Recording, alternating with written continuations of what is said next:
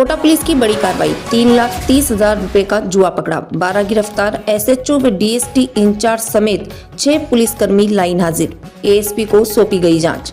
कोटा में पुलिस की सख्ती के दावों के बीच एक बड़ा मामला सामने आया है। सिटी एसपी की स्पेशल टीम ने देर रात डिकॉय ऑपरेशन करते हुए आरके पुरम थाना क्षेत्र के आंवली रोजड़ी स्थित एक फार्म हाउस पर छापा मारा।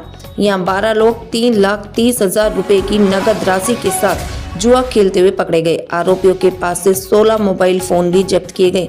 इस कार्रवाई के बाद पुलिस महकमे में हड़कंप मच गया। मामले की गंभीरता को देखते हुए एसपी तेजस्विनी गौतम ने तत्काल कड़ा कदम उठाया। आरके पुरम थाना SHO Sandeep Bishnoi, DST district special team incharge Pushpendra Bansiwal सहित डीएसटी की पूरी 6 सदस्यीय टीम को लाइन हाजिर कर दिया गया। साथ ही डीएसटी टीम को भंग करने के आदेश भी दिए गए। एसपी तेजस्विनी गौतम ने बताया कि पुलिस जीरो टॉलरेंस नीति के तहत काम कर रही है। सभी थाना प्रभारियों को पहले ही स्पष्ट निर्देश दिए जा चुके थे कि जुआ, सट्टा और अन्य अवैध गतिविधियों पर सख्त कार्रवाई की जाएगी। इसके बावजूद आरके पुरम थाना क्षेत्र में इतने बड़े स्तर पर जुआ संचालित होना गंभीर लापरवाही की ओर इशारा करता है। प्रारंभिक जांच में सामने आया कि बार बार चेतावनी देने के बावजूद संबंधित थाना स्तर पर प्रभावी कार्रवाई नहीं की गई।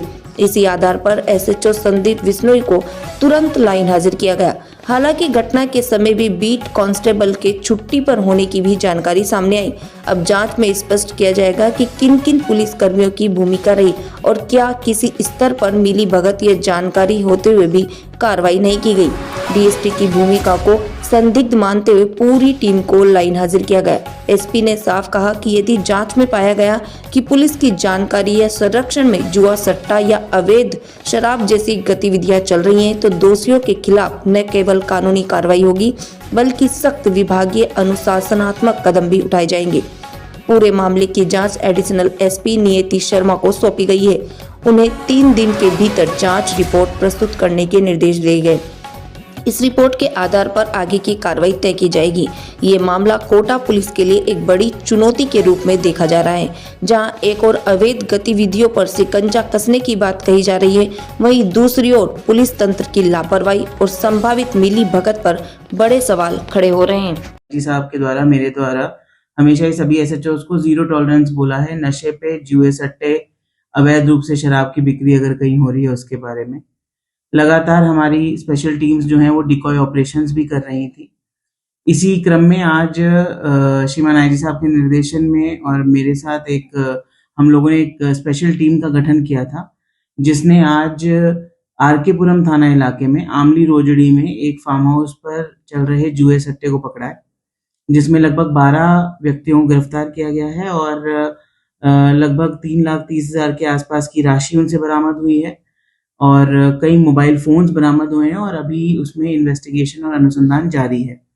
पर प्रथम दृष्टया बार बार कहने के बावजूद भी इस तरीके की लापरवाही को जीरो टॉलरेंस लेते हुए, उसको बर्दाश्त नहीं करते हुए सख्त एक्शन लिया गया है। एसएचओ आरके पुरम को तुरंत प्रभाव से लाइन हाजिर किया गया है। जो बीट कांस्टेबल जिसके इलाके में ये जुआ सट्टा चल रहा था वो आज छुट्टी पर है।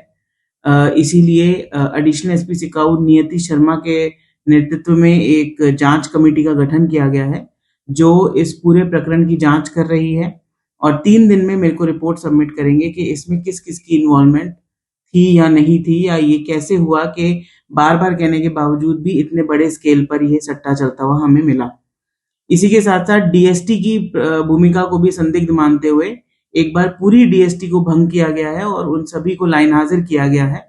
और इसमें जो डीएसटी इंचार्ज हैं पुष्पेंद्र बंसीवाल, एएसआई रामवीर और ये 6 लोग जो डीएसटी का हिस्सा थे, इन सभी को लाइन में आमद कराने के लिए कह दिया गया है, लाइन हाजिर किया गया है और इसकी जांच भी एडिशनल एसपी सिकाऊ नियति शर्मा जी कर रही हैं। तो मैडम लगातार जो कार्रवाई है उसकी जांच रहेगी, क्या कुछ इसमें खुलासे होने का और अनुमान है? देखिए, हमारी पूरी कोशिश ये है कि सभी थाना अधिकारी, सभी पुलिस की टीमें सख्ताई से कोटा शहर में नशे के खिलाफ कार्रवाई करें, अवैध रूप से जुआ सट्टा नहीं चले और अगर ये किसी भी तरीके से पुलिस की कहीं पर नॉलेज के साथ या मिलीभगत के साथ चलता है तो उसके खिलाफ न केवल लीगली बल्कि डिसिप्लिनरी और अनुशासनात्मक कार्रवाई भी सख्त से सख्त की जाएगी। यही मैसेज देने के लिए इस तरीके का